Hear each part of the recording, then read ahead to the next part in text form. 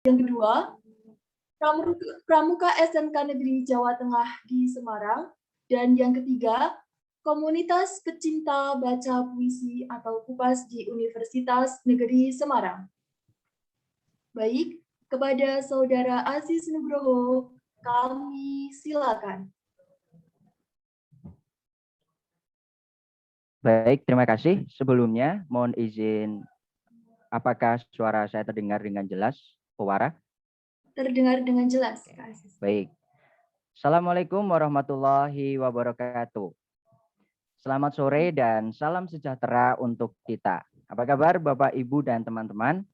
Saya harap semoga semua selalu dalam kabar baik dan selalu dalam kesehatan. Amin. Senang sekali, perkenalkan saya Aziz Nugroho yang akan memandu kegiatan webinar internasional kali ini.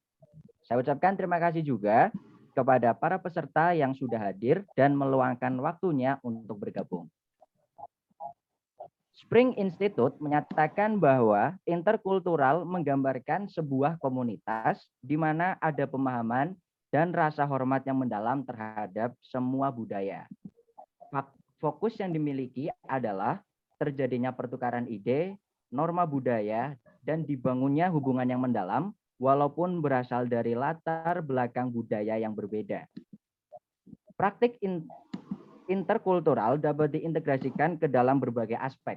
Salah satunya adalah melalui pembelajaran bahasa dan sastra Indonesia. Nah, pertanyaannya adalah, mengapa interkultural perlu untuk dipraktikkan dalam pembelajaran bahasa Indonesia dan bagaimana gambaran interkultural dalam pembelajaran bahasa dan sastra Indonesia? Pada kesempatan kali ini, itu semua akan dikupas tuntas oleh dua narasumber kita yang sangat luar biasa.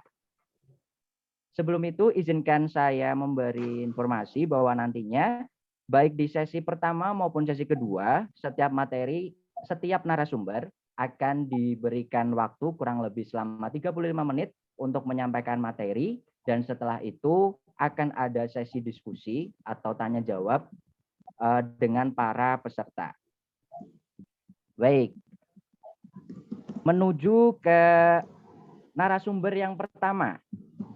Beliau adalah pengajar BIPA di Hamburg, pemilik dan pendiri Indonesisch Kulturagentur Team atau IKAT Agentur dan IKAT Sprakenwerkstatt. Aktif mempromosikan budaya dan bahasa Indonesia di wilayah Eropa. Dan berkat kegemarannya dalam menulis dan membaca, beliau juga telah menghasilkan karya seperti antologi puisi menolak korupsi dan antologi puisi perempuan menolak korupsi. Dan dalam bahasa Jerman, beliau juga menghasilkan tulisan ulasan pendidikan literatur dunia yang telah diterbitkan. Baik, mari kita sambut dengan meriah Ibu Diah Naranghut.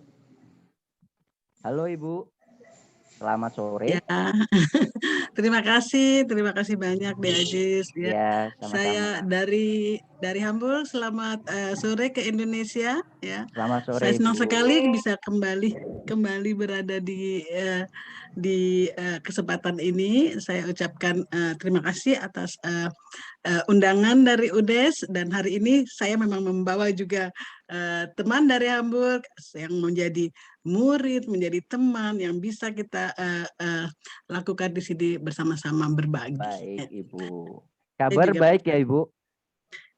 Alhamdulillah, kami baik-baik, sehat-sehat dan bisa bersama. Ya, siap.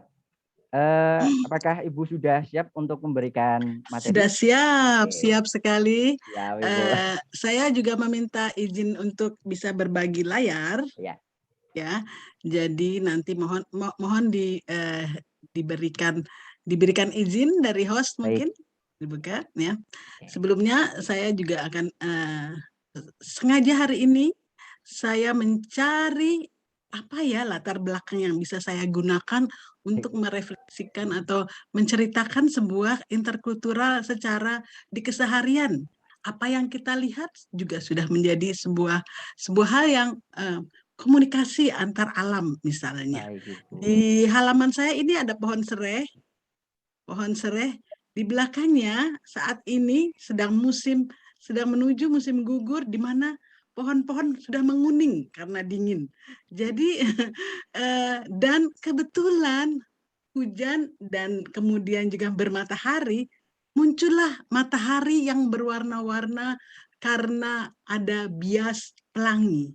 Pelangi ini saya gunakan sebagai satu simbol dari komunikasi di alam, ya, komunikasi yang sangat indah untuk kita lihat sebagai sebuah komunikasi yang menggambarkan dunia interkultural. Itu jadi dari salah satu yang tadi saya lakukan, apa yang bisa saya lakukan. Kemudian saya juga sengaja, pakai baju apa ya? Saya ingin melakukan sebuah interkultural yang melakukan dalam hal berpakaian. Ada tenun dari Flores, ada batik dari Jawa, tapi ada juga sebuah rajutan dari Turki yang menghangatkan saya di musim dingin ini. Jadi sebuah interkultural dalam berpakaian. Mungkin orang-orang bilang, aduh nggak matching. Nah, apakah matching itu merupakan sebuah hasil interkultural? Bisa jadi hanya homogen. Sebuah yang yang bisa dibilang saling tabrak justru merupakan satu komunikasi. Itulah yang disebut interkultural juga, bagaimana lintas budaya bisa menghasilkan sebuah yang hal positif, bisa juga menghasilkan sebuah hal negatif. Ya, saya akan langsung ke ruang kelas ya. Saya langsung akan ke ruang kelas. Mohon, ya, saya akan ke ruang kelas saya hari ini. Ruang kelas saya hari ini, saya ingin mengajak ke satu ruangan, mungkin sebuah bioskop ya.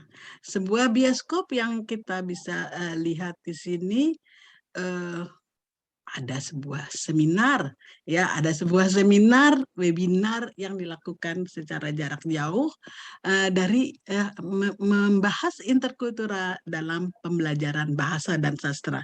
Saya akan mengerucut kembali karena hanya 35 menit. Jadi saya akan mengerucutkan pelajaran bahasa di sini, misalnya pelajaran kompetensi-kompetensi yang yang dibahas biasanya dalam sebuah kursus bahasa sangat normal sering atau dipresentasikan oleh teman-teman pengajar lainnya.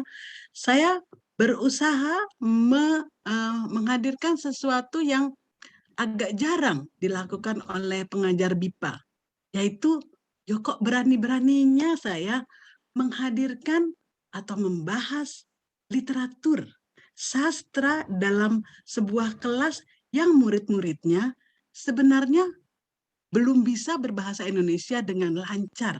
Padahal kalau kita lihat sastra, sebuah karya sastra biasanya diajarkan di universitas, di sebuah kursus yang sudah mempunyai tingkatan lebih tinggi, yang lebih tinggi.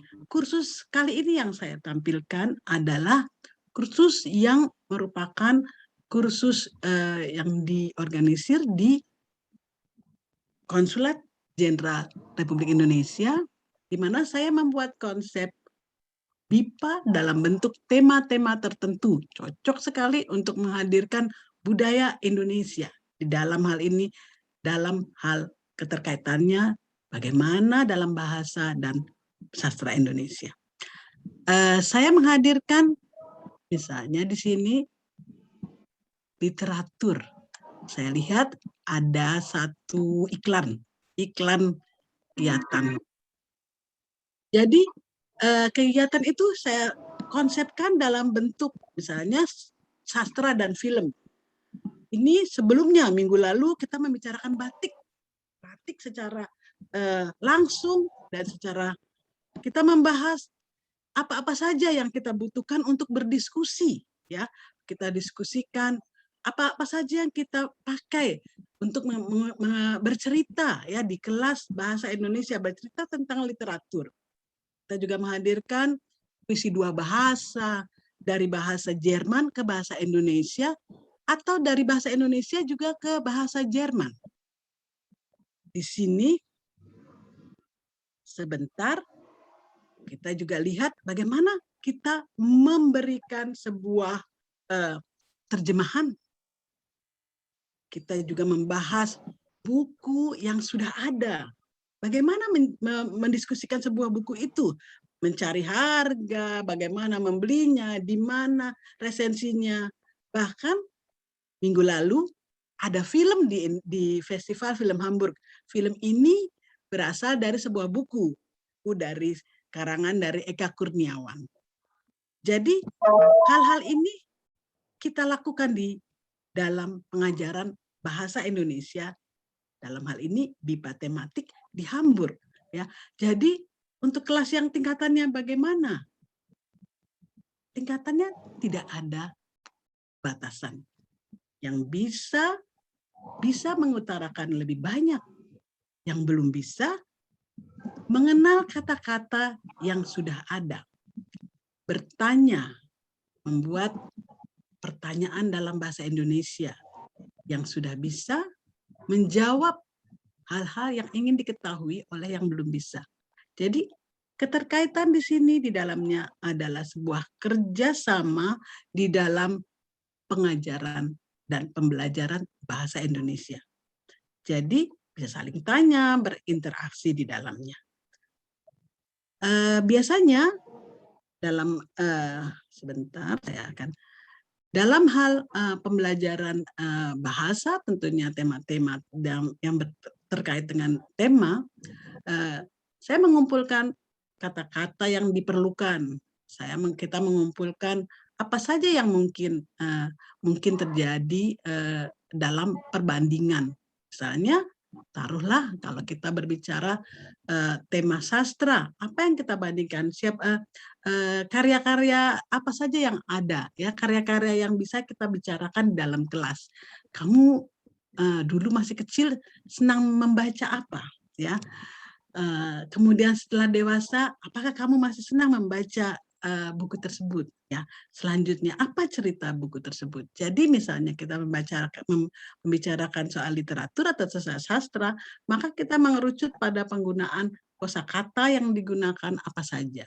Ya, gramatik tentunya di dalamnya. Gramatik bukanlah sesuatu yang harus kita ajarkan secara eksplisit, kita ajarkan dengan cara penggunaan kalimat-kalimatnya. Ya, misalnya dalam hal ini kita lanjutkan dengan satu bagian dari pengajaran di dalam kelas kami adalah presentasi.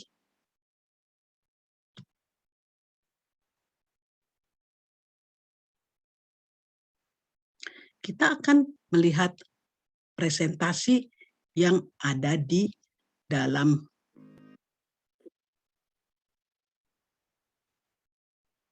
kelas.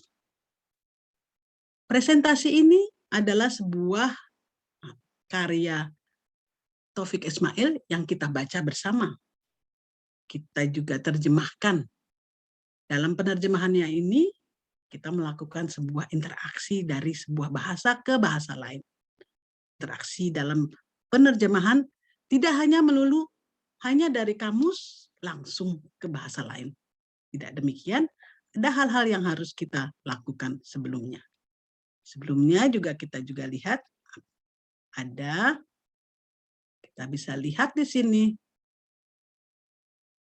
dari interaksi penerjemahan, kita berlanjut ke interaksi produksi, di mana dari produksi itu kita bisa lihat orang Jerman memberikan satu kalimat. Masa depan Indonesia adalah piring besar berisi gado-gado. Apa gado-gado? Di mana komunikasi antara gado-gado dan interkultural di sini? Itulah komunikasi yang terjadi. Dia menggambarkan gado-gado adalah sebuah kesatuan dari berbagai hal. Kemudian kita bisa lihat lagi di sini, masa depan Indonesia adalah hutan hujan yang terbakar dari Giorgio misalnya.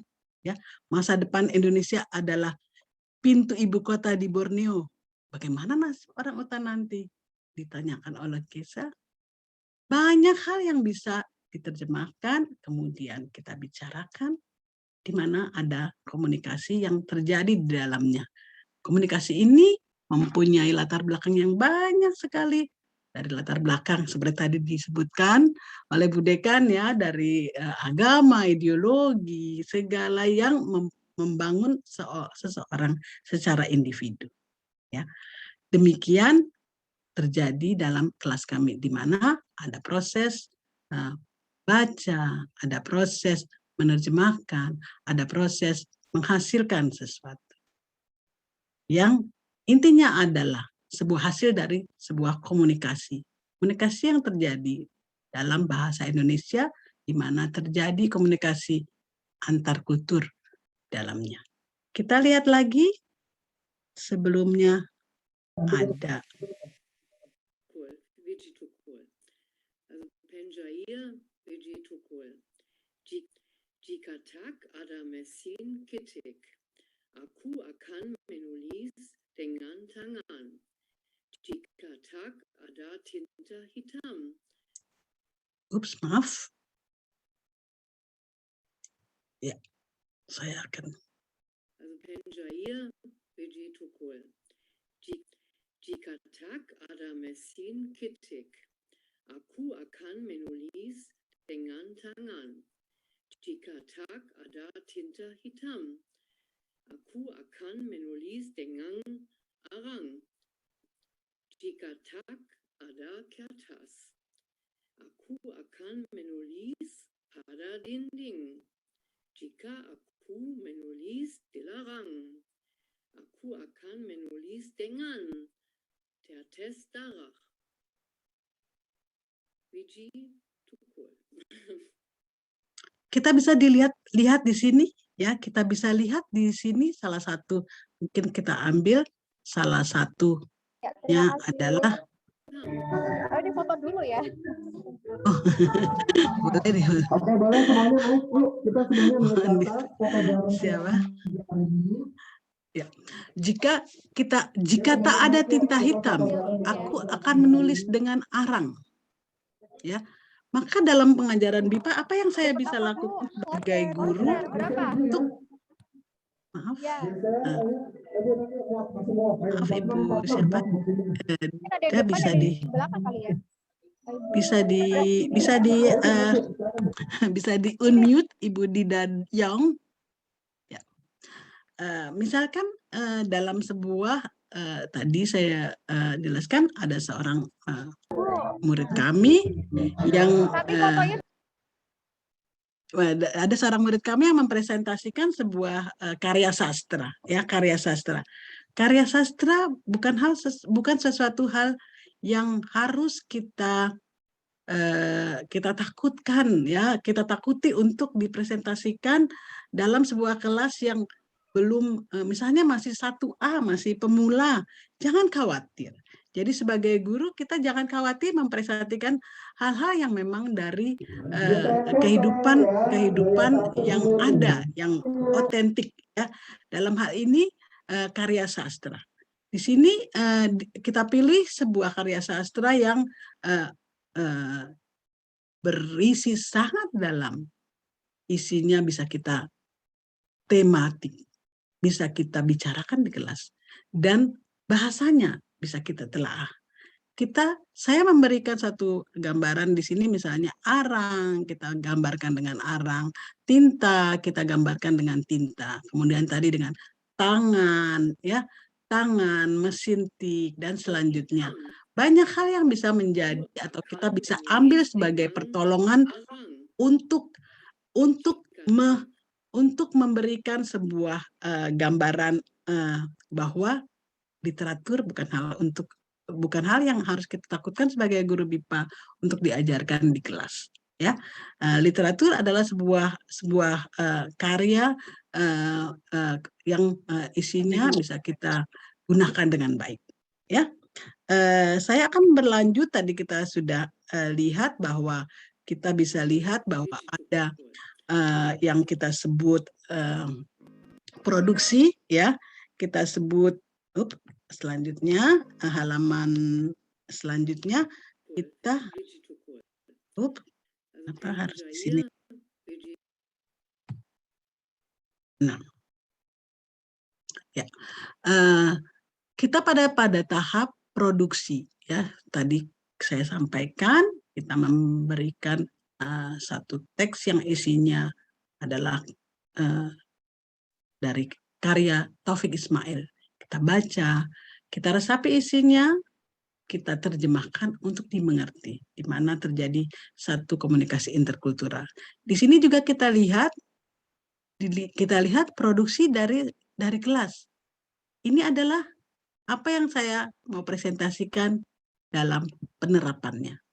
Sekarang kita lanjutkan dari dasar sekali. Kenapa saya bisa mau mempresentasikan hal ini? Apa saja yang mendasari pekerjaan dengan konsep ini? Ya, pekerjaan sebagai guru BIPA dengan konsep interkultural. Semuanya berawal dari sebuah komunikasi, seperti tadi Ibu Dekan katakan ya. Jadi tepat sekali, persis sekali bahwa komunikasi di dalam hal ini dimulai dengan adanya lintas budaya. Lintas budaya ada antar budaya, hal yang sangat berbeda. Di Indonesia bisa saya sampaikan bahwa dalam konteks BIPA mungkin apa yang terjadi kebanyakan adalah masih lintas budaya, di mana ada perbedaan ketika saya melihat pengajaran bahasa Jerman untuk orang asing di Jerman. Di sini lebih kepada pedagogi yang menggunakan antar budaya, interkultur, di mana tentunya koneksi yang terjadi dalam budaya-budaya yang ada di Eropa sangat berbeda ramuannya, racikannya dengan apa yang terjadi di Indonesia. Di Indonesia sudah merupakan multikultur yang yang sudah saling bersepakat, sedangkan di Jerman adalah sebuah multikultur yang terjadi pelan-pelan, di mana ada orang-orang Eropa, ada orang-orang pendatang dari negara-negara lain yang menjadi bagian dari masyarakat di sini. Ya, jadi lintas budaya di sini dalam sebuah pengajaran bahasa, dalam hal ini bahasa Jerman di Jerman menggunakan antar budaya, sedangkan di Indonesia saya melihat konteksnya masih dalam proses lintas budaya. Kita lihat di mana lintas budaya terjadi pada saat manusia dari satu budaya berinteraksi dengan manusia lain yang berasal dari budaya berbeda. Lintas budaya ini adalah istilah yang digunakan untuk menjabarkan situasi ketika budaya berinteraksi, yang seperti tadi saya bilang, bisa jadi pengaruhnya positif, tapi bisa juga terjadi ada pengaruh negatif. Ya, jadi ini adalah sebuah komunikasi. Saya lanjutkan. Mengapa lintas budaya itu penting dalam sebuah pengajaran bahasa sebenarnya ya? Dengan kita mempelajari komunikasi lintas budaya itu, kita menyadari ada bias budaya itu sendiri. Kita jadi lebih mengerti budaya kita, lebih peka sekali terhadap hal-hal yang bersifat budaya. Kita juga memperoleh bagaimana caranya agar hubungan antar budaya itu langgeng, ya, meminimalisasi sebuah konflik misalnya, ya. Juga bisa memperluas dan memperdalam pengalaman seseorang tentang sesuatu hal. Misalnya, saya mengajak murid untuk berkenalan dengan literatur Indonesia. Dalam hal ini sangat kecil, sangat minimal.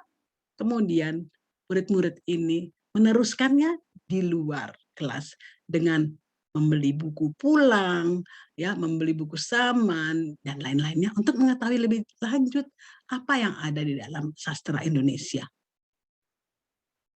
Saya juga lihat di sini kita bisa memahami kontak antar budaya. Di sini kembali kita lakukan di sini komunikasi lintas budaya, maka perkembangannya adalah merucut kepada antar budaya, di mana nanti produk-produknya bisa terjadi adalah percampuran antara budaya tersebut.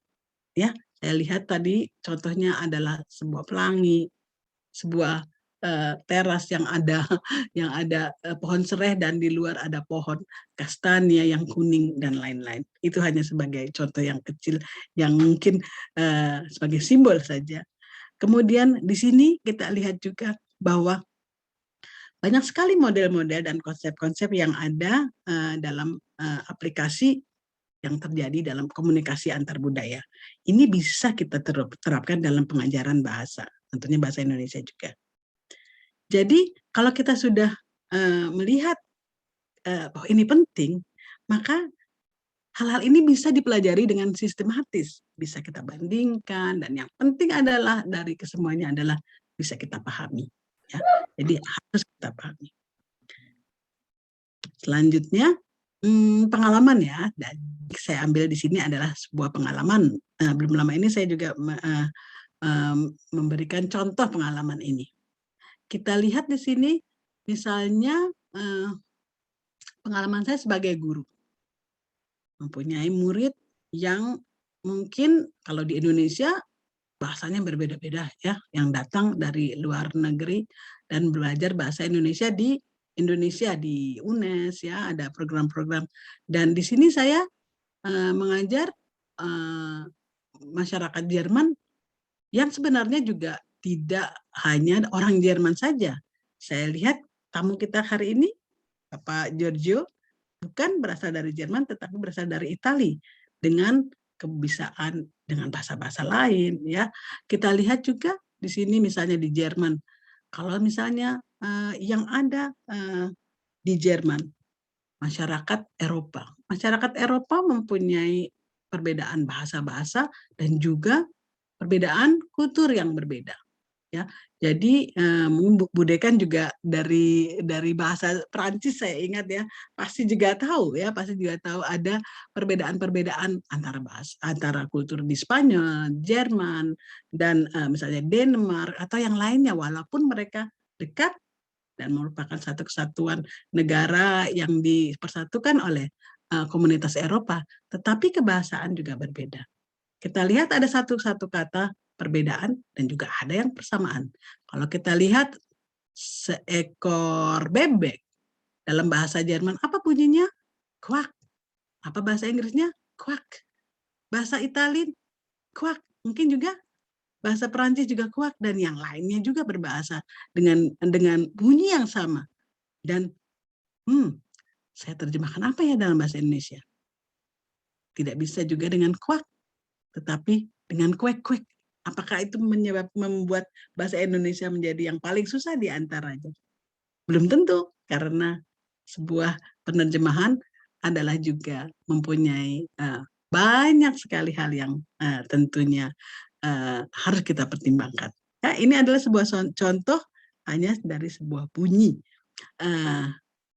Kalau dari sebuah isyarat, akan lebih mudah mungkin. Sebuah isyarat biasanya mempunyai satu perbedaan, tapi banyak juga yang mempunyai banyak kesamaan. Ya, kalau kita menjempoli sesuatu, maka semuanya akan juga di kultur saya adalah seperti ini juga sama ya. Jadi bahasa isyarat tadi kalau bahasanya adalah bahasa sebuah yang kita dengar. Kalau dengan isyarat kita juga bisa melihat ini ada yang banyak sekali persamaan. Mas Ajis masih berapa lama? Saya masih ada beberapa. Masih sekitar 10 menit, Ibu. 10 menit ya, bisa Ya, untuk berlatih. Ya, kita lihat ya, dalam sebuah penerjemahan misalnya.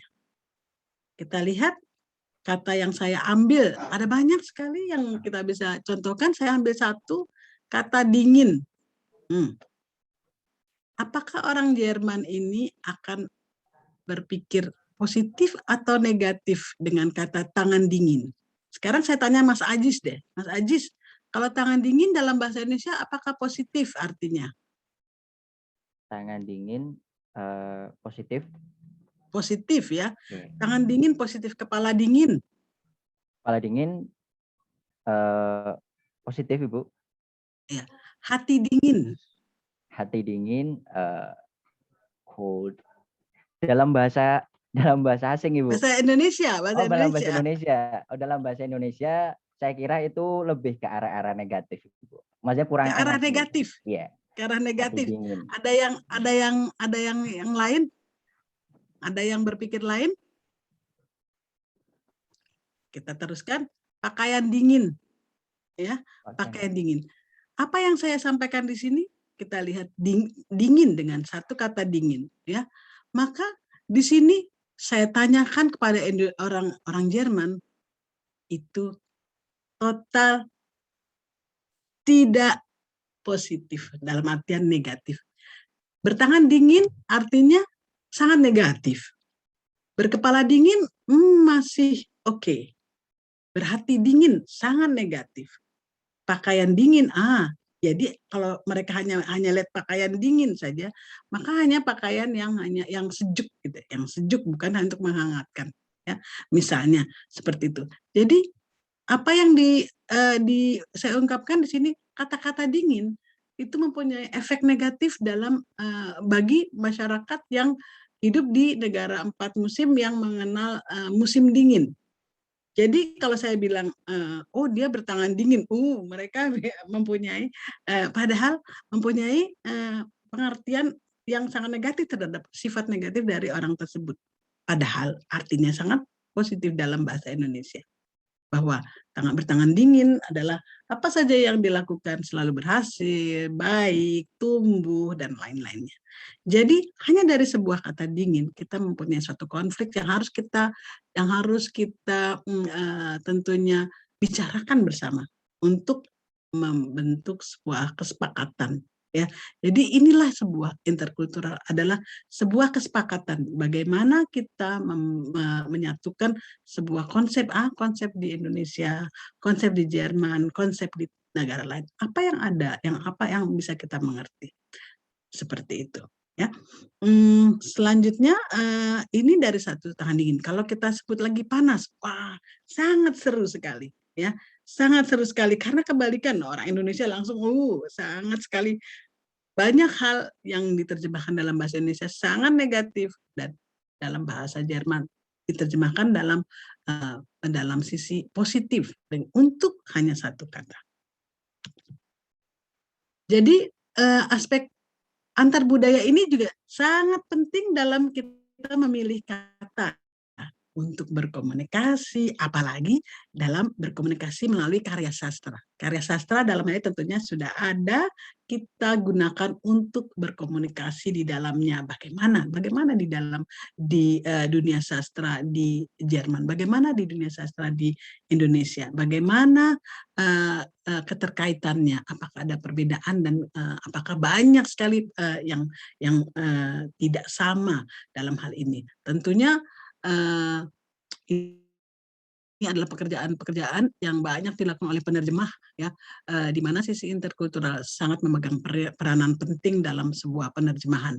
Tetapi karya-karya kecil yang bisa kita lakukan, kita bisa ambil untuk sebagai bahan pelajaran otentik, bisa menjadikan sebuah pengajaran bahasa, pengajaran budaya di dalamnya, dan pengajaran aspek interkultural di dalamnya. Ya, jadi ada banyak sekali yang bisa kita ajarkan dari hanya sebuah puisi yang seperti tadi kita lihat, dari sebuah puisi Taufiq Ismail, dari puisi Wiji Tukur tadi yang saya gunakan untuk pengajaran di tingkat di kelas yang sifatnya homogen dari bawah sampai ke atas Anda. Selanjutnya saya akan memberikan juga guru BIPA, ya, untuk guru bahasa Indonesia. Kita sebagai guru BIPA kita harus punya banyak sekali juga peranan di dalamnya. Kalau tadi sifatnya interkultural bukan berarti kita hanya tahu dari hal budaya saja. Karena ilmu interkultural itu sendiri itu berasal dari antropologi, ya. Ilmu interkultural itu sendiri ada keterkaitannya dengan ilmu sosiologi, bagaimana interaksi manusia. Ilmu psikologi juga ada, kepribadian manusia itu. Tentu saja di dalam hal ilmu bahasa, linguistiknya, untuk melihat kaidah-kaidah berbahasa.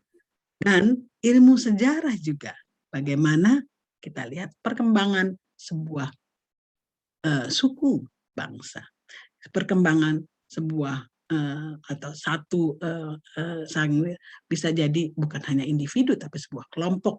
Jadi ilmu-ilmu sosial ini sangat relevan untuk menjadi pondasi kita untuk mengajarkan sebuah komunikasi yang bersifat interkultural. Ya, selanjutnya Mohon maaf Ibu, tentunya gitu. waktu pemaparan kurang 3 menit lagi. Oke, ya baiklah ya. Jadi tentunya dengan pengajaran tersebut kita mempunyai harapan ya. Harapannya adalah kita bisa membentuk manusia atau murid-murid kita menjadi manusia antar budaya ya, di mana dalam hal ini bahasa Indonesia sebagai alat untuk pembentukannya. Jadi dari pengajaran tersebut kita bisa melihat, kita bisa mengerucut pada harapan perolehan kecakapan antar budaya. Tadi dari lintas budaya kita mengerucut ke tingkat selanjutan yang lebih tinggi adalah interkultur, kecakapan antar budaya. Kita lihat langsung ngebut, ini ada gangguan-gangguan. Kalau sudah sampai pada tahap itu, maka gangguan-gangguan tersebut kita bisa minimalisasi. Jadi kita ajarkan bahwa stereotip itu tidak baik, etnosentris itu tidak bisa kita terapkan di dalam hal untuk mengerti atau berkomunikasi secara interkultural. Ya, jadi ini adalah gangguan-gangguan yang bisa kita bisa minimalisasi dengan kita mengerti interkultural. Jadi dalam hal ini kita lihat kalau ada dibilang bagaimana ya orang Jerman, banyak yang orang yang mengatakan oh orang Jerman langsung langsung tepat waktu, oke positif, yang lain yang negatif. Ini adalah sebuah stereotip yang bisa kita minimalisasi dengan adanya komunikasi antar kultural, mengenal masyarakatnya lebih baik, tidak atas persepsi-persepsi yang secara umum. Ya.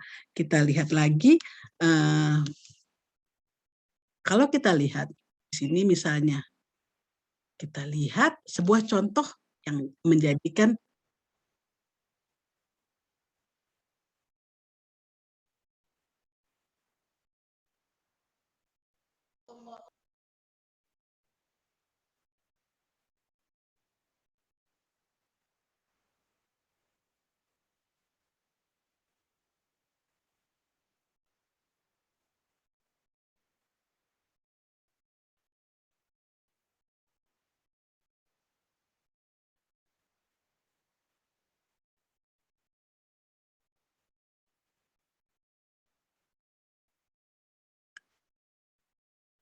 saya percepat karena kita akan mendengar langsung.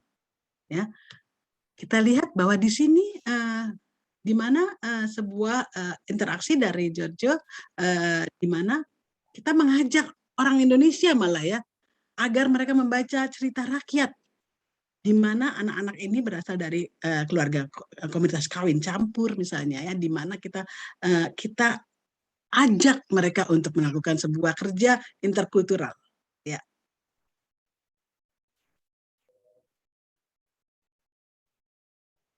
Mohon maaf Ibu. Ya, berarti tepat sekali. Iya, Sampai Ibu. jumpa lagi. Ya, Iya, sampai jumpa waktu lagi. sudah selesai. Jadi tepat sekali. Jadi izinkan saya berpantun sebentar. Eins, Iya, zwei, Ibu. drei, bahasa Indonesianya 1, 2, 3. Paparan saya demikian kurang lebih. Panitia sediakan waktu diskusi juga. Ya. Ucap danke terjemahannya. Terima kasih. Wah, terima kasih, Bu. Mari kita berikan tepuk tangan yang luar biasa kepada narasumber yang pertama. Sangat luar biasa, Ibu, bahwa sebenarnya memang interkultural bisa diwujudkan dalam berbagai macam hal, dan ternyata bahwa komunikasi lintas budaya ternyata itu juga penting untuk dilakukan. Nanti kita akan ketemu lagi, Bu, dalam sesi tanya jawab. Bu, terima kasih. Sebelum menuju ke narasumber yang kedua, mau izin memberitahukan bahwa nanti kepada para peserta apabila memiliki pertanyaan, silakan bisa disiapkan terlebih dahulu. Nanti bisa disampaikan melalui fitur raise hand maupun di kolom pesan setelah selesai pemaparan dari narasumber kedua. Seperti itu. Langsung saja menuju ke sesi 2 dengan pemateri atau narasumber yang luar biasa juga. Beliau lahir pada tanggal 24 September 1976 di Pavia, Italia. Beliau adalah ilmuwan peneliti senior di bidang bioinformatika dan genomik dengan beberapa gelar universitas dengan nilai tinggi. Beliau juga berpengalaman sebagai postdoktoral senior selama 10 tahun di Jerman dan telah melakukan banyak penelitian yang bersifat atau sifatnya pribadi seperti itu. Beliau juga pernah menjadi software developer tahun 2006 sampai 2010 dan menjadi scientific assistant tahun 2001 sampai 2005, mohon maaf. Mari kita sambut dengan meriah Bapak Giorgio Gonella. Halo Bapak, selamat sore. Selamat pagi dari Hamburg. Siap. Salam kenal Bapak.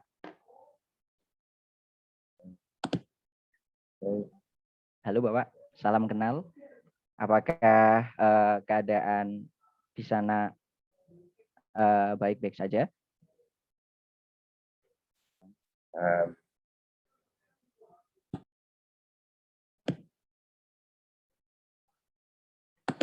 Oke. Halo Bapak.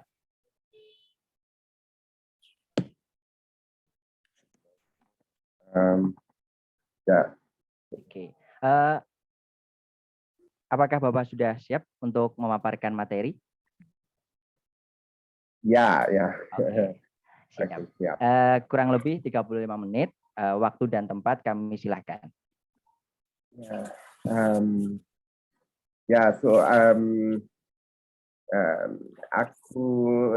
Saya mengikut kursus bahasa dan budaya Indonesia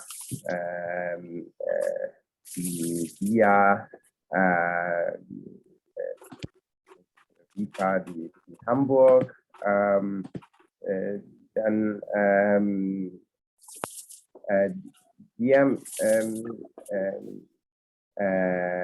Ibu dia meminta saya membuat aktivitas seperti membaca cerita rakyat dari Indonesia untuk Hari Anak-anak Internasional. Saya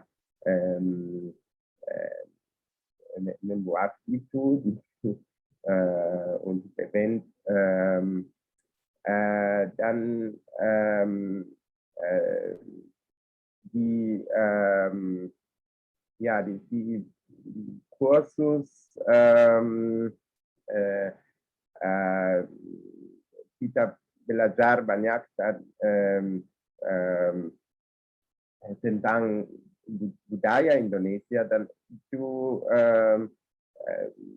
menarik sekali untuk belajar juga tentang sastra Indonesia dan seperti dia sudah bilang kita menulis kita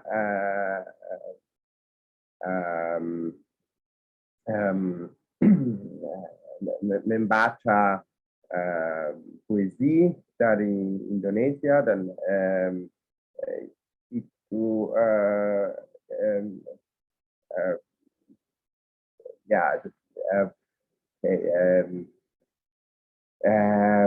I will continue a little bit in English. So I want to say it was very interesting to have this part of the course, to have to talk a lot about to hear a lot about the literature of Indonesia, and even if it's still a bit beginner, of course, but it's a very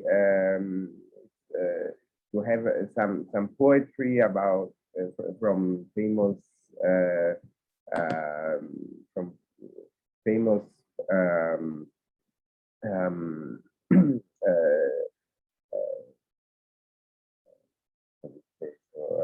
Kenyakit for mixing languages. So like Taufik Ismail or Luigi Tugul. It was really very interesting for seeing more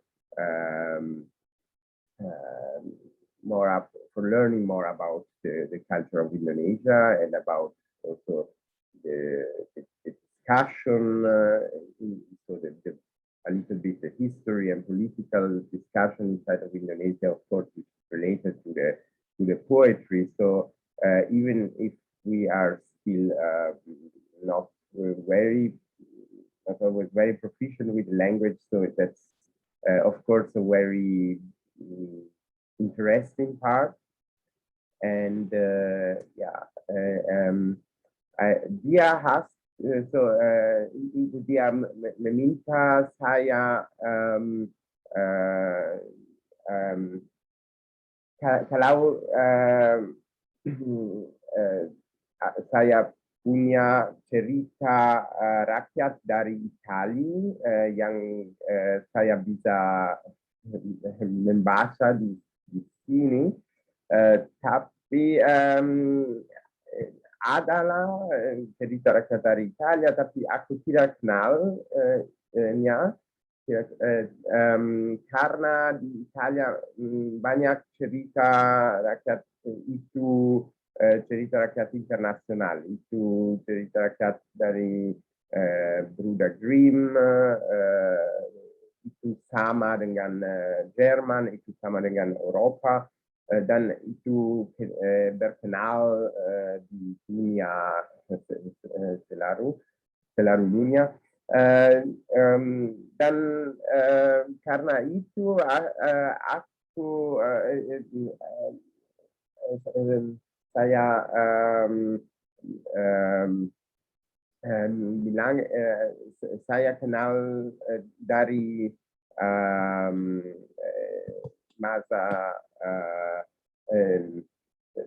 so I know since I was a child more the stories about one of the stories which I really liked when I was a child were the stories of Aesop, so of which are actually Greek, not Italian, but they are very important also for Italy. So I also prepared some slides which I can talk a little bit about this, because so Dia asked me to prepare that, so I can maybe share it if you want.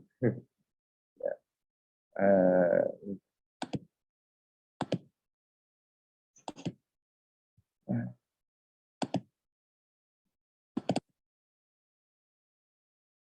So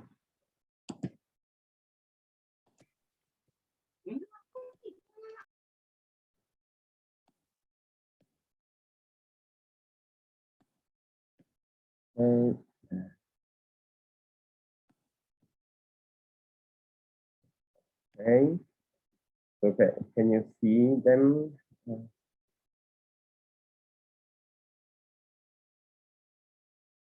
Okay. So I hope you can see my slides. Bisa, Bapak. Yeah, okay. Yeah, so Aesop, mungkin semua orang kenal Aesop, saya tidak tahu, tapi saya mau presentasi Aesop.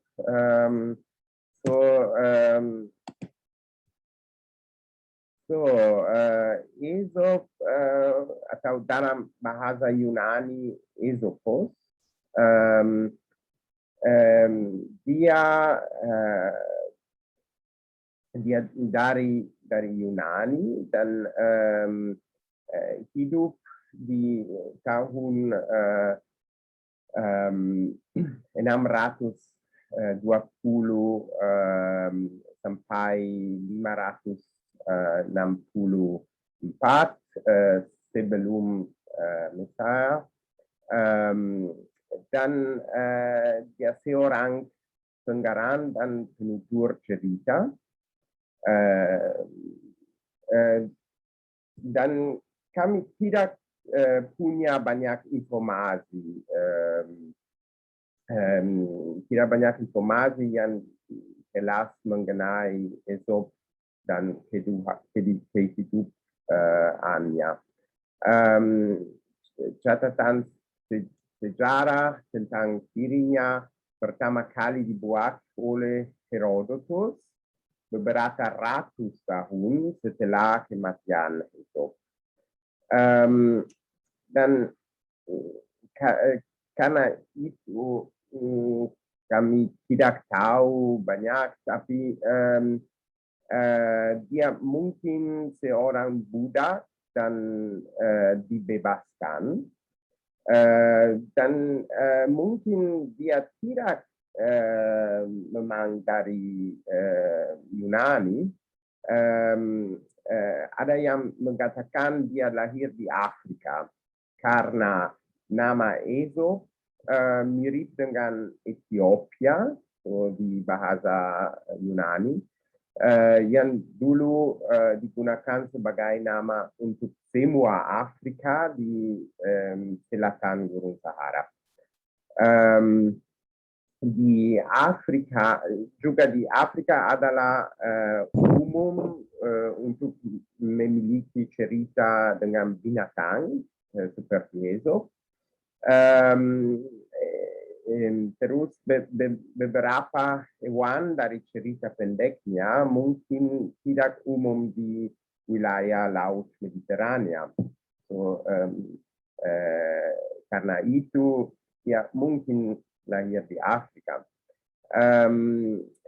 Dia meninggal agaknya di Delphi di Yunani, dan beberapa menulis dia dibunuh hukuman mati karena dia berbicara terlalu bebas.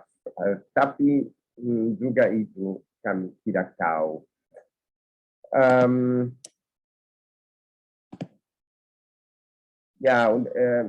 Aesop terkenal sekali dengan fabelnya.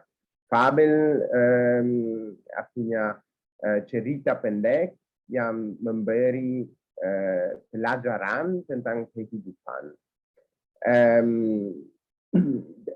Disangka bahwa Aesop tidak pernah menulis fabelnya. Dia menuturkannya secara langsung, sehingga ada ribuan versi cerita Aesop sampai saat ini. Ya, banyak fabel Aesop menemukan binatang. Mereka dapat berbicara dan bertingkah laku seperti manusia. Dan adalah lebih dari 350 fabel, termasuk yang berikut, yang adalah fabel Aesop favorit saya, itu Semut dan Belalang, tapi adalah banyak sekali fabel. So, itu fabel Semut dan Belalang. Saya kenal itu sejak saya kecil. Dan pada satu hari di musim panas, di sebuah ladang di hutan yang rimbun, seekor belalang sedang melompat-lompat siang, berkicau dan bernyanyi sepuas hati. Pada saat itu seekor semut lewat, membawa dengan susah banyak butir jagung yang dia bawa ke sarangnya.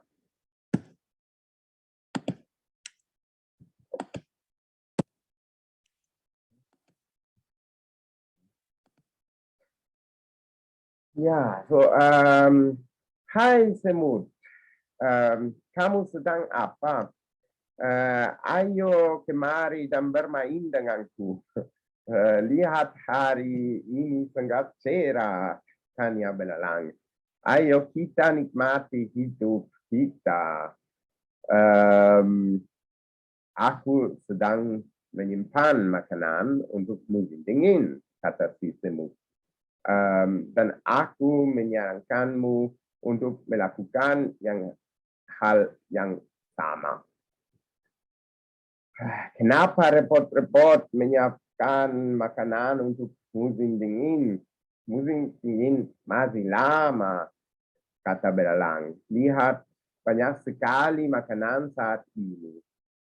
Ini tidak akan habis.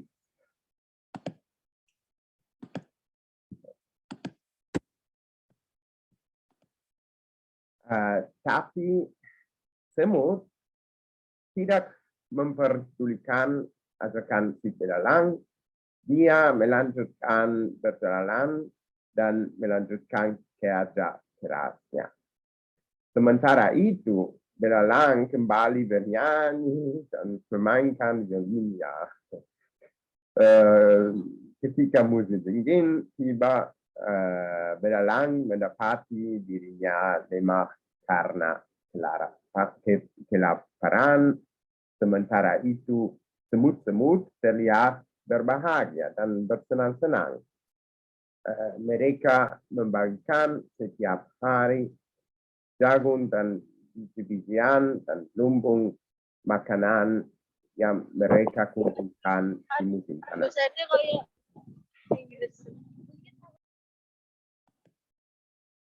Ya, pesan moral yang dapat dipetik dari dongeng anak dunia, kisah semut dan belalang adalah kita harus bekerja keras untuk membangkitkan kesuksesan di masa yang akan datang, menabung untuk sesuatu yang kita inginkan di masa yang akan datang adalah sesuatu hal yang baik. So,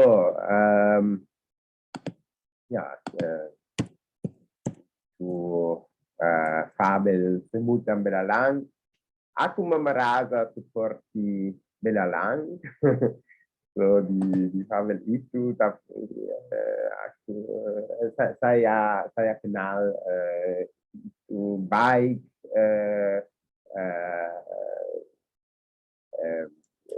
Semut itu baik. Kadang-kadang aku belalang dan so saya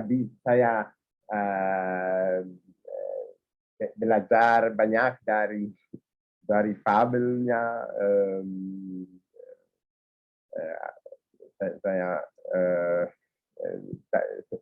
Tapi itu lucu, memorable seperti belalang. Okay. Yeah, so okay.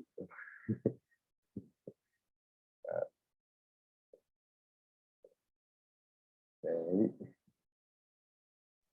So ya. Sudah selesai Bapak atau masih ada yang ingin disampaikan?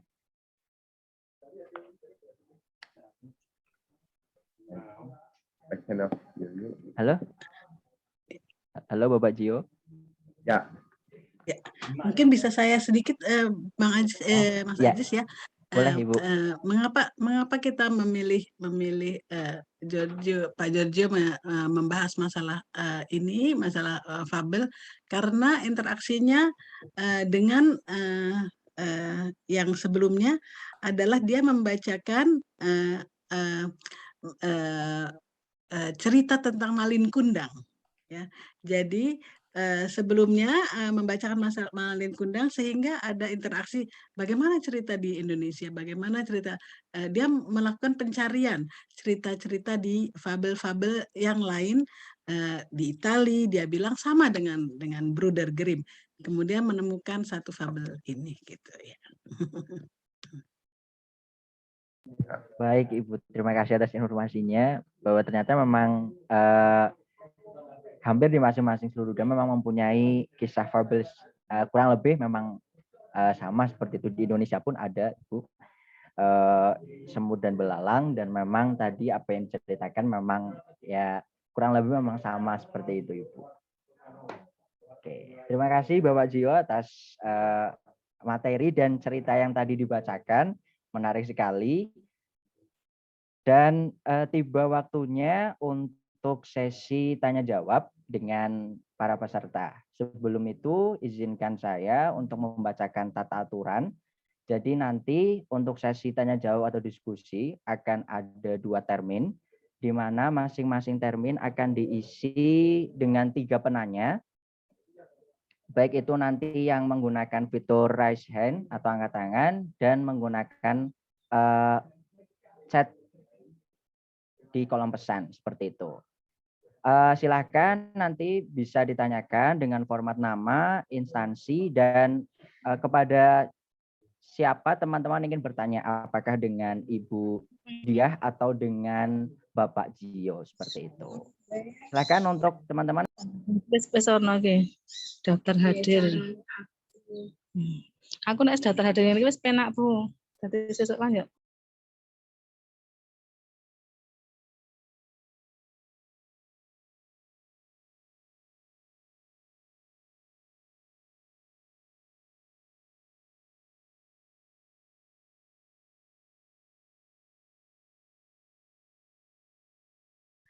Mas Ajis mikronya masih tertutup. Mohon maaf. Silahkan bagi teman-teman yang ingin bertanya, baik melalui fitur raise hand maupun melalui kolom pesan.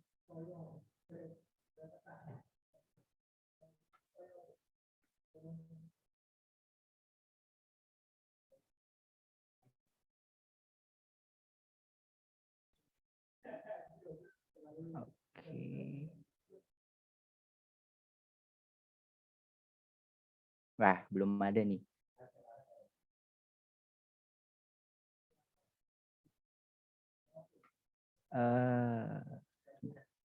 Oke Ibu, sambil menunggu pertanyaan dari para peserta, kiranya saya izin bertanya seperti itu untuk membuka sesi tanya jawab hari ini kepada Ibu Diah, izin bertanya.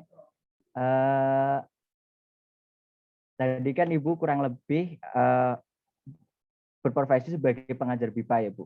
Nah, berkaitan dengan tadi adanya komunikasi lintas budaya, komunikasi lintas budaya, iya. Dan berkaitan dengan BIPA juga. Yang ingin saya tanyakan Ibu, apakah dari pengalaman Ibu mengajar BIPA, mungkin lebih ke kultur budaya apa yang memang paling diminati untuk dipelajari oleh para pembelajar BIPA di sana Ibu? Atau itu merata atau ada satu yang mendominasi?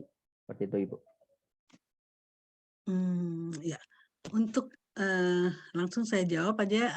Jadi dalam kaitannya dengan BIPA yang saya tawarkan secara tematik, setiap minggu kita mempelajari tema yang sangat berbeda, ya, tema yang sangat berbeda. Jadi memang bisa dilihat ada ketertarikan dari misalnya tema-tema tertentu.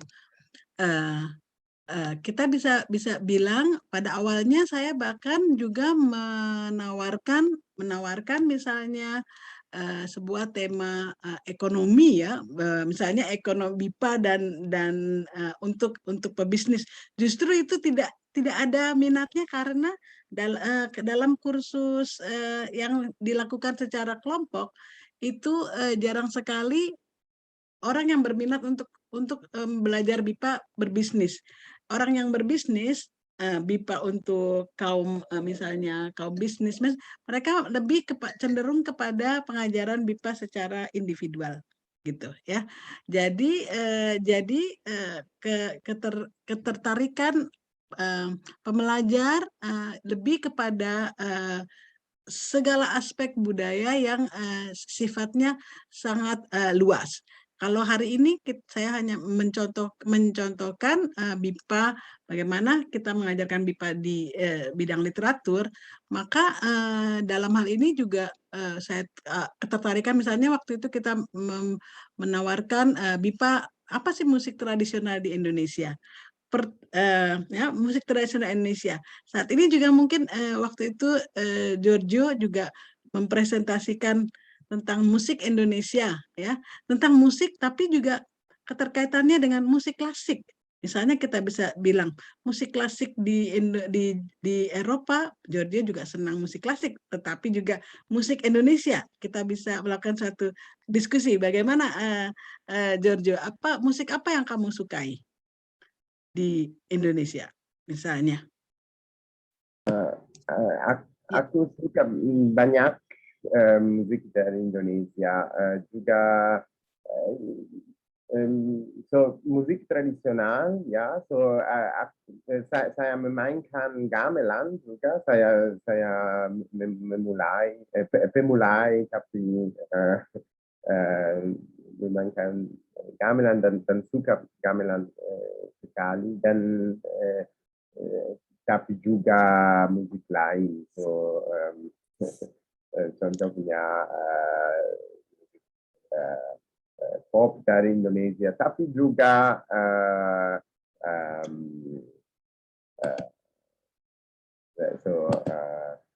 dangdut, ya. Dangdut. Dan untuk orang Eropa itu lain.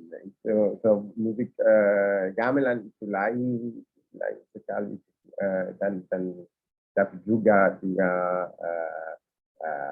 dangdut itu lain dan daripada musik Eropa, so itu menarik.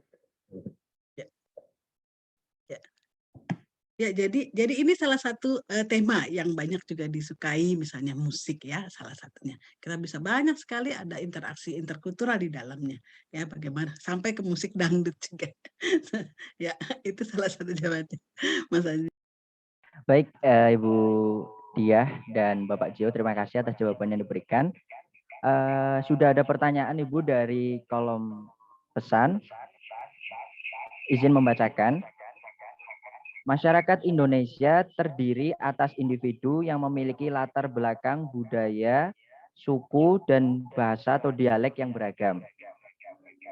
Dengan makin banyaknya masalah sosial saat ini, perlu ruang baru bagi masyarakat untuk mengimplementasikannya. Strategi apa saja yang dapat ditempuh agar hal ini terlaksana? Terima kasih Ibu Diah dan Dr. Giorgio dan Bapak Giorgio. Pertanyaan ini mungkin disampaikan untuk kedua narasumber, baik Ibu Diah dan Bapak Gio. Dipersilahkan Ibu. Ya. Jadi, oke. Jadi saya mengerti pertanyaannya adalah masyarakat Indonesia itu sendiri sudah dari awalnya secara adalah masyarakat multikultural, gitu ya. Masyarakat multikultural. Bagaimana kita mempresentasikan atau melihat hal seperti itu? Bisa kita lihat tergantung misalnya beberapa tema, ya. Kalau kita mempresentasikan Indonesia, maka misalnya hanya mempresentasikan hanya batik, itu juga nanti ada yang ngiri, tenun ikat tidak dipresentasikan. Karena itu kita sebagai guru, saya mempresentasikan adalah Indonesia yang multikultural. Jadi mungkin ada juga tema-tema khusus, Hari Batik misalnya. Kita mempresentasikan batik, tapi ada juga batik Palangkaraya, ada juga batik yang dari Papua. Kita presentasikan sebagai suatu informasi bahwa batik juga ada di tempat lain, ya. Batik sebagai kultur yang diambil dan sebagai suatu hal yang Indonesia yang diakui oleh dunia internasional, bahkan ditetapkan sebagai kultur ketakbendaan ya dari UNICEF seperti itu. Kita juga mempresentasikan misalnya tadi hanya soal batik, soal musik juga tadi ya, soal musik tadi apa yang kita lakukan adalah penyelenggaraannya adalah seperti ini. Awalnya kita masuk dari sisi murid itu sendiri. Ada apa, musik apa yang ada di antara mereka. Kita ajak kemudian ke musik yang ada di Indonesia. Musik yang ada di Indonesia juga berarti kan banyak ya, multikultural. Tadi Giorgio juga ada tentang gamelan. Kita juga mempresentasikan tentang kalau nggak salah waktu angklung juga ya.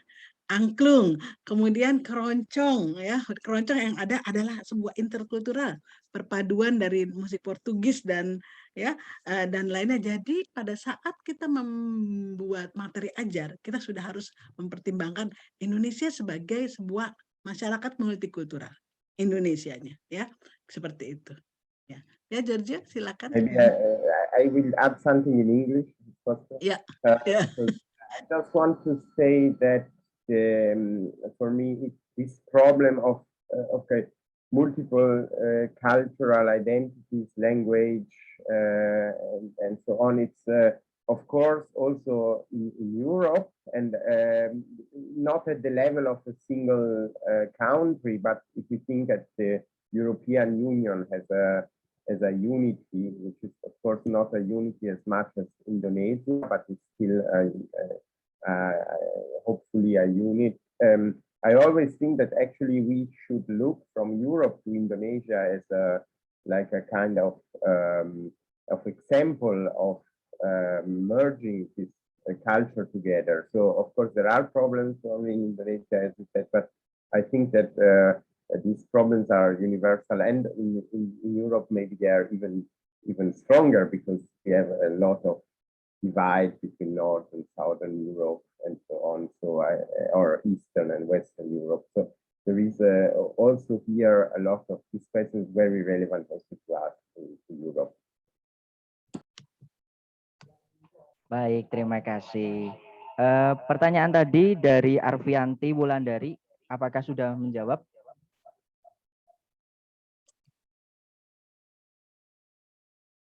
Halo Arfianti, apakah sudah menjawab dari jawaban tadi?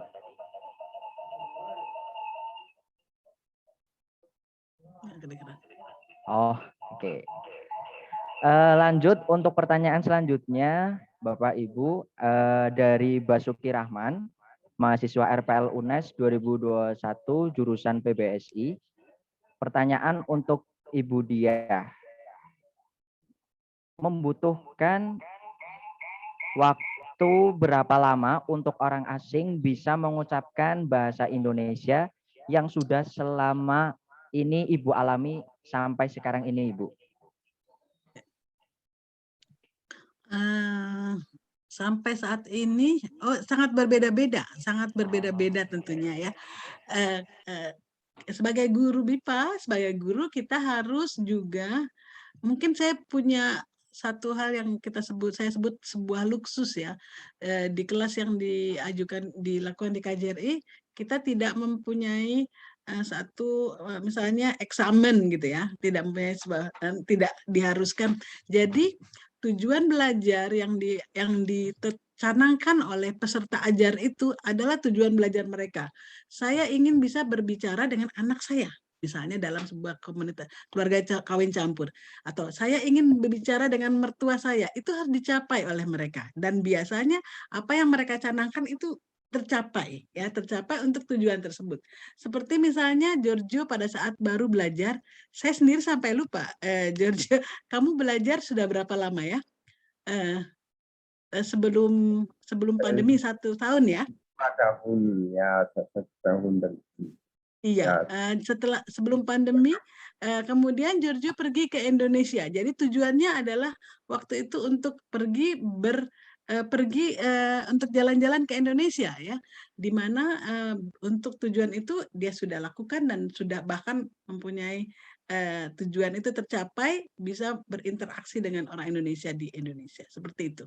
Jadi sangat berbeda-beda jika memang tujuannya adalah biasanya mereka mencanangkan tujuan dan itu kita dukung, ya kita dukung untuk pencapaian hal itu. Dan itu yang saya bisa ambil, ya, saya katakan. Silakan. Oke, baik Ibu, terima kasih. Kepada Basuki Rahman, apakah jawaban dari Ibu Dia sudah menjawab? Sudah, terima kasih. Oke, terima kasih kembali. Saya mungkin harus tambahkan kalau baik. kalau memang misalnya kelas yang disebut adalah kelas misalnya kelas 1A untuk mendapatkan ujian mendapatkan ijazah 1A ini, itu harus kita dukung juga untuk pencapaiannya, ya. Jadi hal-hal tergantung dari apa yang sudah pada awalnya apa yang mau dicapai, ya. Bagaimana itu kita dukung. Gitu. Baik Ibu, terima kasih.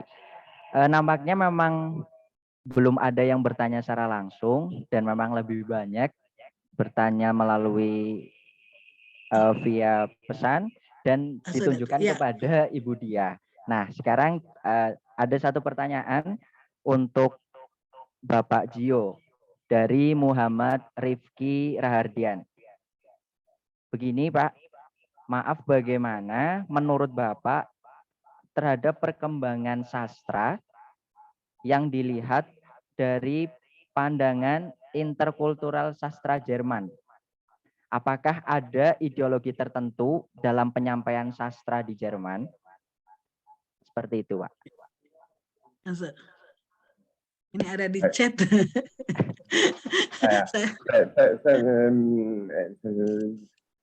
Saya tidak tahu, mungkin dia bisa. Untuk mungkin saya akan jawab sebagai pembukaan, nanti Giorgio akan meneruskan, ya. Karena Pak Giorgio adalah juga produk multikultural di Jerman. Dia orang Itali, orang Itali Yunani yang tinggal di Jerman. Jadi ini adalah produk interkultural bagaimana multikulturalitas di Jerman belajar bahasa Indonesia, ya. Jadi di sini kita lihat tentunya sastra di Jerman juga mempunyai landasan yang sangat ke belakang, sangat tua, ya, sama seperti di Yunani, ya, sastra, ya, literatur di Yunani juga sangat tua. Di sini perkembangan pengajaran sastra di sekolah awalnya adalah pengajaran sastra yang merupakan mengajarkan kanon saja, ya. Jadi dalam artian yang terkenal dari Eropa, ya, dari Eropa. Tetapi ada gerakan literatur bisa dibilang kontinen yang lain. Jadi pergerakan pedagogik di mana dari kecil, ya, dari usia misalnya di SD gitu, ya, sudah ada penulis-penulis asing yang karya-karyanya diterjemahkan dalam bahasa Jerman, diajarkan di sekolah untuk memperlihatkan bahwa sastra bukan hanya kanon, bukan hanya Grimm, bukan hanya tetapi juga ada misalnya dari penulis Latin Amerika, penulis Itali, mungkin juga penulis Indonesia. Saat ini juga ada beberapa buku yang diperkenalkan. Karena itu menurut saya pergerakannya di situ, ya. Jadi perbedaannya di situ, di mana mungkin di Indonesia belajar tentang Shakespeare, tentang yang lain gitu. Nah, apa mereka juga belajar tentang Indonesia? Nah, itu yang akan diubah lewat masyarakat interkultural. Das heißt, Giorgio, eine Veränderungen, dass die Deutsche auch andere Literatur auch so versuchen zu sehen, ja, das ist dann nicht nur die Deutschen, sondern nicht nur so, das ist ya, seperti itu. Silakan kamu.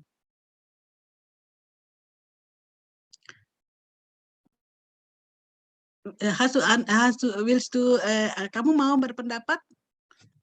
Masih mute? Yeah, I just wanted to say that in Germany there is a strong, so it is a strong immigration country. So also there is, of course,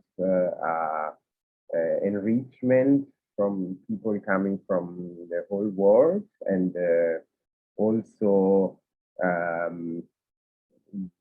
directly people immigrated to Germany, and the second generation people so with a foreign origin, which are integrating also their culture to the German culture, and there are famous writers who are of foreign origin, and they also have a success. So it is, of course, so this is a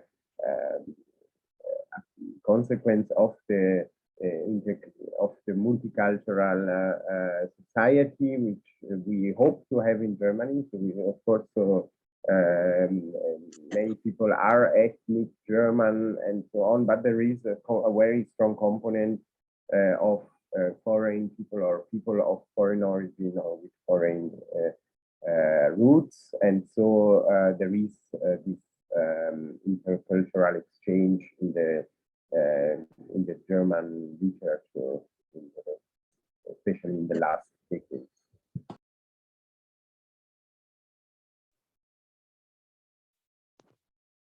Baik, terima kasih Bapak Gio dan Ibu Dia. Tadi sudah dijelaskan berkenaan dengan pertanyaan mengenai tadi tentang sastra interkultural sastra Jerman seperti itu. Dari Muhammad Rifki, apakah tadi menjawab? Saya kira cukup for your topic. Oke, terima kasih kembali. Sebelum saya lanjutkan, apakah dari Bapak Ibu dosen jurusan Bahasa dan Sastra Indonesia ada pertanyaan? Barangkali ada yang ingin ditanyakan, Bapak Ibu.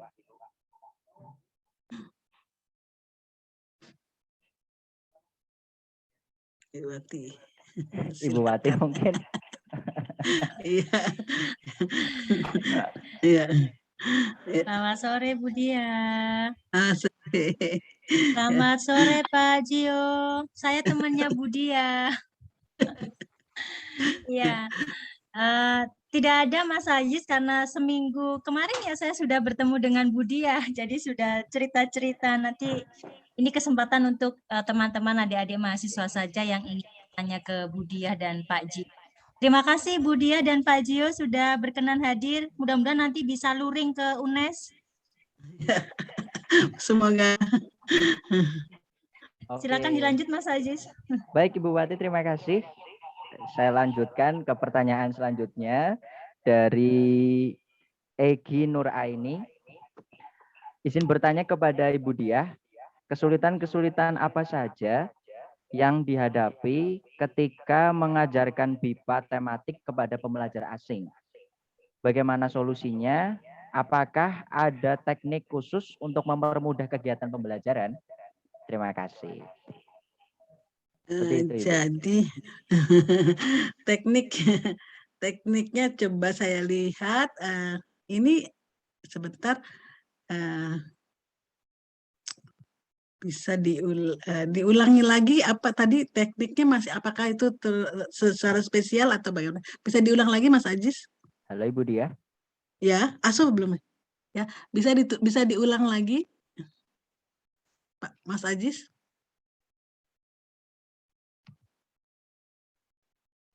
Mas Ajis mohon diulang lagi. Oke, baik Ibu.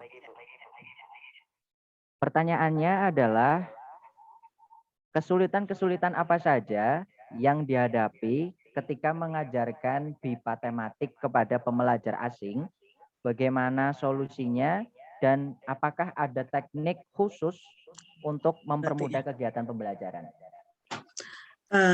Oke, ya jadi secara global ya, jadi tadi saya masih kehilangan kaitannya apakah secara global sebenarnya kesulitannya tidak ada, tetapi yang ada adalah persiapan yang banyak sekali ya. Yang ada adalah persiapan yang banyak sekali. Tetapi jika kita sudah mempersiapkan itu akan bisa dipakai dengan berkali-kali. Kesulitan yang ada sebagai guru kita misalnya tentang tematik, hal yang tidak kita, maka kita menjadi mempunyai nilai kita harus belajar tentang hal itu ya. Misalnya saya belum pernah ke Papua, kayak saya mau mempresentasikan Indonesia Timur ya, misalnya gitu ya.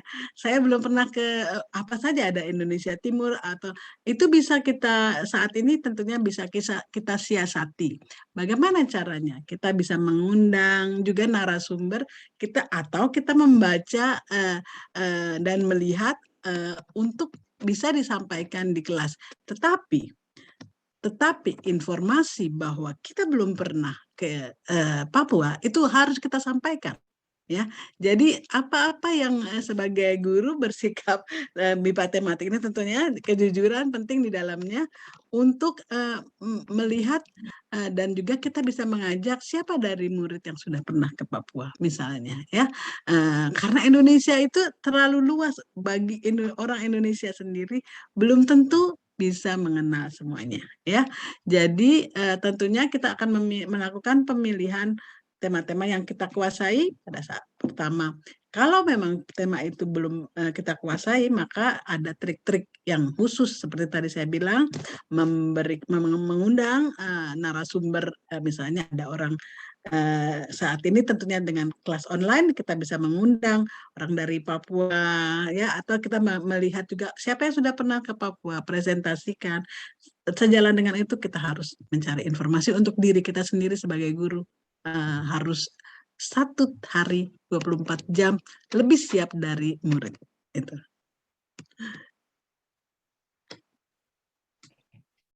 Baik Ibu, terima kasih.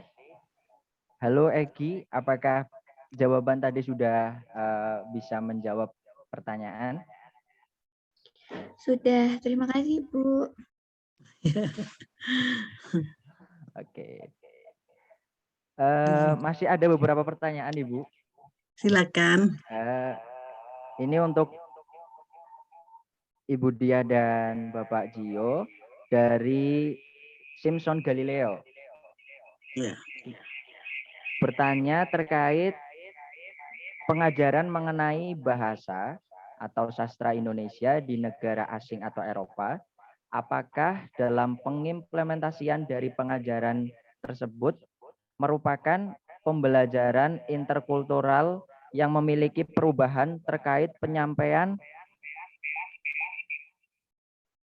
cerita rakyat atau novel, dan seberapa besar minat dari masyarakat luar terhadap bahasa dan sastra Indonesia?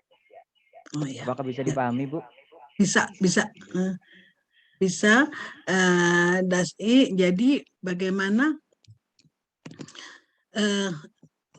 Jadi ada tentunya sastra yang sifatnya klasik ya, klasik dan tidak ada perubahan ya dari seperti itu, dan sastra klasik yang bisa kita sampaikan, atau juga dalam tadi kita lihat ada juga cerita rakyat yang kita sampaikan, yang isinya adalah sebenarnya ingin kita sampaikan dalam hal ini nilai-nilainya, apa pesan moral yang ada di dalam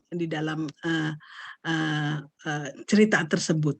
Pesan moral itu biasanya tidak berubah walaupun ceritanya berubah-ubah gitu ya. Ada pesan-pesan moral yang tidak berubah dan ada di semua kultur. Tadi kita lihat ya,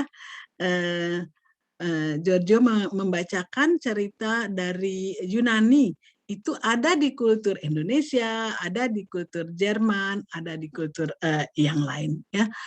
Seperti juga pada dasarnya Malin Kundang, saya melakukan pencarian ada literatur tua di Jerman yang isinya adalah tidak saya presentasikan di sini, tetapi dalam hal ini hati dari es ya, hati dari batu gitu ya, itu hampir mirip dengan Malin Kundang. Seperti itu kita bisa lakukan suatu perbandingan apa pesan moral di dalamnya, bagaimana penyampaiannya, apakah dengan cara menakut-nakuti gitu ya, bagaimana di Jerman, apakah juga menakut-nakuti.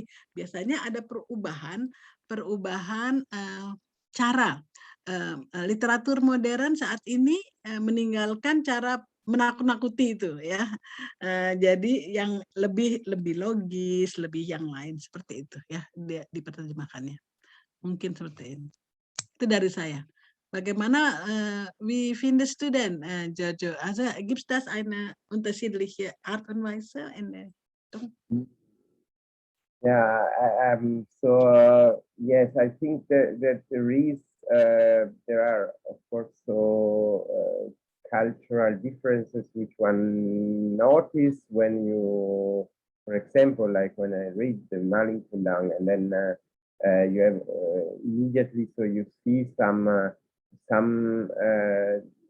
so that the culture of some of the cultures of Indonesia are of course reflected in it, and so, but that's actually also a point where this makes it interesting to read it and to also in a language course and a cultural course, because when you are a learner and you come across these differences, then you want to learn more. So they act as a kind of starting point for becoming curious and trying to learn, to understand more about the culture. Why is it different? And then going into more deep into it. So I think that's actually very interesting that there are these differences.